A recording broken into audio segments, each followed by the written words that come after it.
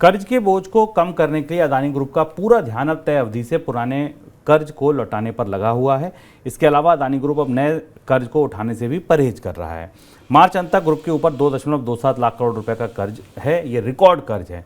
कर्ज को लौटाने की रणनीति की वजह से अदानी ग्रुप ने कारोबार पर भी अपने पर कतरने शुरू किए। कारोबार पर भी इसका असर साफ साफ दिख रहा है। कुछ परियोजनाओं से पीछे हट रहे हैं, कुछ परियोजनाओं को से खुद को दूर कर रहे हैं। ग्रुप की तरफ से एयर मेंटेनेंस, रिपेयर और ओवरहॉलिंग कंपनी एयर वर्क के प्रस्तावित अधिग्रहण में भी देरी हो सकती है, एक ये भी खबर आई।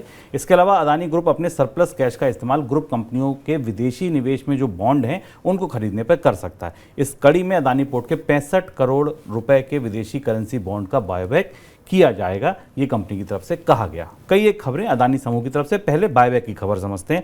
सर, बॉन्ड बायबैक क्यों कर रही है कंपनी?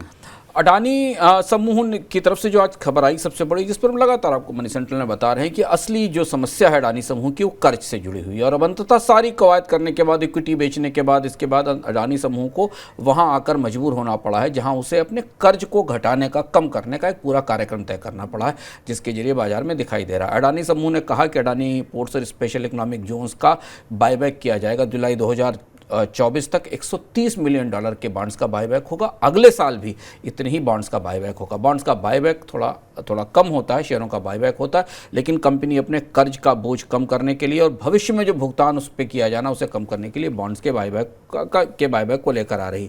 10 में से 15 जो, और इसमें भी विदेशी बॉन्ड हैं, क्योंकि हमने आपको बताया था कि अडानी समूह ने पिछले 6-7 सालों में विदेश से काफ़ी कर्ज लिया है। खासतौर से पिछले 3 सालों में अडानी समूह पर ज़्यादातर कर्ज विदेश से आया है। इसमें 10 से 15 डॉलर डिनोमिनेटेड बॉन्ड हैं अडानी ग्रुप कंपनीज के जिनमें उसके बाद हमने थोड़ा मूवमेंट देखा है बढ़ोतरी की तरफ, क्योंकि अडानी समूह उन्हें उसे वापस लेने की तैयारी कर रहा है।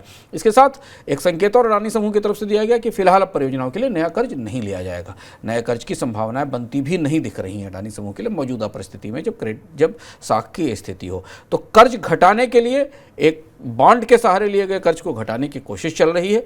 शेयरों के प्लेज के बदले लिए गए कर्ज को इक्विटी बेचकर चुकाया जा रहा है। ये उस पुनर्गठन प्रक्रिया का हिस्सा है जो अडानी समूह में अब शुरू हो रही है। सर, दूसरा सवाल ये कि नए कर्ज से परहेज करेगी कंपनी, ऐसा क्यों? नए कर्ज से परहेज करने की जो सबसे बड़ी वजह वो यही है कि अभी पर मौजूदा परिस्थिति में पहली चीज़ तो साख ऐसी नहीं है कि अडानी समूह को नया कर्ज मिल सके। दूसरा, बढ़ी हुई ब्याज दरों के बीच में कंपनी को लोन कहाँ से मिलेगा। और तीसरा, अडानी इंटरप्राइजेज को छोड़ दें तो बाकी परियोजना इंफ्रास्ट्रक्चर की लॉन्ग टर्म परियोजनाएं हैं। हालांकि अडानी समूह का मानना है उसने कहा है कि उसे निर्धारित रिटर्न मिलेंगे। और भारतीय अर्थव्यवस्था में जिस तरीके की सुस्ती दिख रही है, अंतर्राष्ट्रीय ट्रेड में जिस तरीके की सुस्ती दिख रही है, ऐसी परिस्थिति में बड़े रिटर्न्स की उम्मीद भी उन परियोजनाओं में नहीं है जिन पर अडानी समूह ने बड़ा निवेश किया था। और इसलिए भी हालात ऐसे नहीं है जिसमें कि कर्ज का बोझ बढ़ाया जा सके।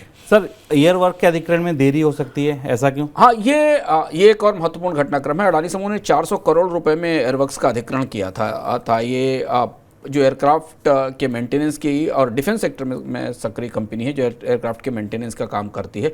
अडानी समूह ने इसका अधिग्रहण जिस कंपनी से किया था, पंजलैट से, उसके साथ लिक्विडेशन का प्रोसेस शुरू हो गया और इसलिए इस खरीद में इसके अधिग्रहण में देरी दिखाई दे रही है।